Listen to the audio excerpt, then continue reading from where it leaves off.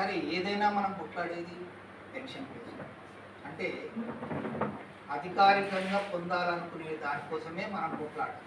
ఏదో దోపిడీ చేసేది ఏం కాదు ఇది. అందరి అధికారం కోసం పొందాలనుకునేది. కానీ మనలాగా మనతోటి ప్రయత్నం చేసే వాళ్ళు మనకు కనుచూపులో కూడా ఉంటుంది. మనం కార్మికులను పోరాడి ప్రతి విషయంలో మనం సాధించుకున్నవి ఎన్నో ఉన్నాయి. కానీ అది ఎప్పుడు మనం ఉద్యోగస్తులుగా ఉన్నప్పుడు ఉత్పత్తిని ఆటంకం కలిగించిన నాడే మనం సాధించగలిగాం. మనం ఇప్పుడు మన వల్ల ఉత్పత్తి ఏం జరుగుతలేదు.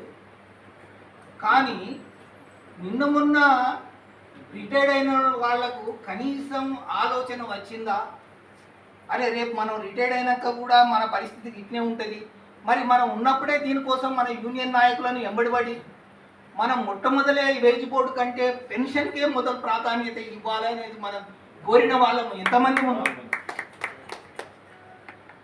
ఇప్పటికైనా ఇప్పుడు ఉద్యోగస్తులు ఉత్పత్తికి తోడ్పడుతున్నటువంటి కార్మికులు ఎవరైనా యూనియన్ అధికారులు కానీ వాళ్ళకి చెప్పాల్సిన మొదలు పెన్షన్ చూడండి.